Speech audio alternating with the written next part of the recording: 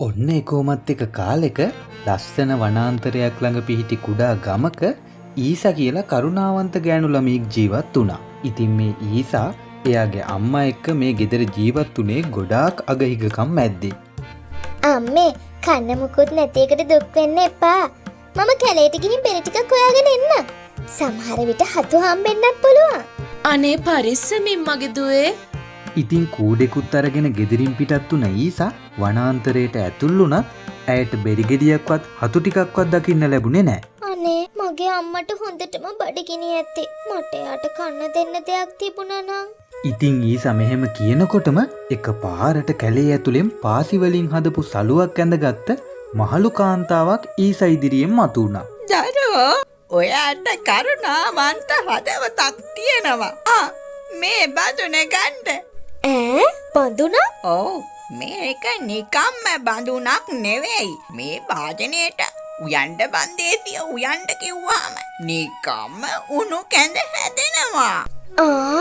නවත්තන්ඩ බන්දේසිය නවත්තන්ඩ කිව්වාම කැඳ හැදෙන එක නතර වෙනවා. හැබැයි මම මේ කියපු මැජික් වචන ටික අමතක කරන්න එපා. තේරුණාද? ඊසා තවත් ප්‍රශ්නයක් අහන්න කලින් මේ මහලු කාන්තාව අතුරුදහන් වුණා. ඉතින් සතුටින් ඉපිලුණු ඊසා මේ මායා බඳුනත් අරගෙන සතුටින් ගෙදර දිව්වා. ගෙදර ආව ගමන් ඊසට හම්බුණ මැජික් බන්දේසිය අම්මට පෙන්නුවා. අම්මේ මේ බලන්න මට මොනවද හම්බුනේ කියලා. උයන්න බන්දේසිය උයන්න. ඊසා මෙහෙම කියනකොටම මායා බන්දේසියෙන් බුබුලු දාලා රත්තරන් පාටින් කැඳ මතුවෙන්න පටන් ගත්තා. ඒකෙන් රසවත් සුවඳකුත් ආවා. දුවේ මට නම් මේක හිතා ගන්නවත් බෑ. නවත්තන්න බන්දේසිය නවත්තන්න. ඒත් එක්කම කැඳ හැදෙන එක නතර වුණා. ඉතින් එදා ඊසයි ඊසගේ අම්මයි බඩ පැලෙනකන් කැඳ බිව්වා. එදායින් පස්සේ කවදාවත් එයාලට බඩගින්න නම් ඉන්න උනේ නෑ. ඉතින් ඊසගේ අම්මයි ඊසයි මේ කැඳ තනියම බීලා නිකන් හිටියේ නෑ. අසල්වාසීන්ටත් මේ කැඳ තෑගි කරා. ගමේ හැමෝටමත් මේ කැඳ වලින් සංග්‍රහ කළා. ඊසක්ක තමයි මට මේ කැඳ එක දුන්නේ. ඒක නම් මාරම රහයි. ඉතින් මෙහෙම කාලයක් ගෙවිලා ගියා. දවසක් ඊසා දර ටිකක් එකතු කරන්න කියලා හිතාගෙන වනාන්තරයට යන්න පිටත් වුණා. ඊසා ගියාට පස්සේ බඩගින්නක් ආව අම්මට කැඳ ටිකක් බොන්න හිතුණා.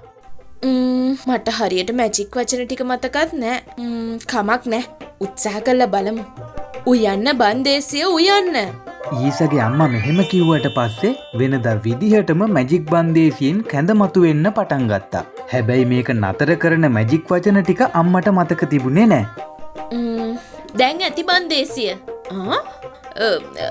කැඳ හදන එක නවත්තන්න. කැඳ හැදුව ඇති බන්දේසිය.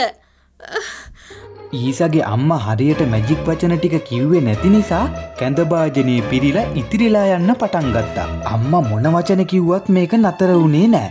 අනේ මේක නතර වෙන්නේ නෑනේ. අම්මා කොච්චර කෑ ගැහුවත් වැඩක් නම් වුණේ නෑ. ටික වෙලාවක් යනකොට කැඳ වලින් මුළු ගේම පිරීලා නගරයේ පැත්තට කැඳ ගලාගෙන යන්න පටන් ගත්තා. තවත් ටික වෙලාවකින් මුළු නගරෙම පාරවල් කැඳ වලින් යට වෙන්න පටන් ගත්තා. මිනිස්සු පාවෙන්න පටන් ගත්තා.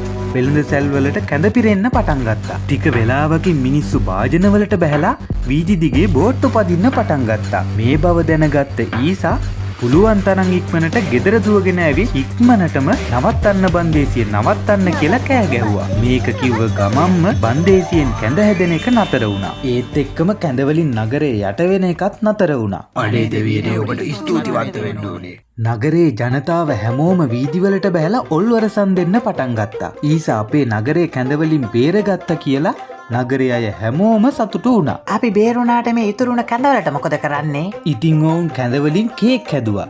සත්තුන්ට කන්න බොන්න දුන්නා. කැඳ වලින් නිර්මාණ කළා. ඉතින් ඊසා මේ විදිහට වෙන්න ගිය ලොකු විනාශයක් නතර කරලා ඒ වුණ සිද්ධිය හැමෝටම සතුටු හිතෙන සිදුවීමක් බවට පත් කළා. ඒ විතරක් නෙමෙයි. එයාලට කවදාවත් ආයේ මේ මැජික් බන්දේසිය බඩගින්න ඉන්න ඉඩ තිබෙත් නැහැ.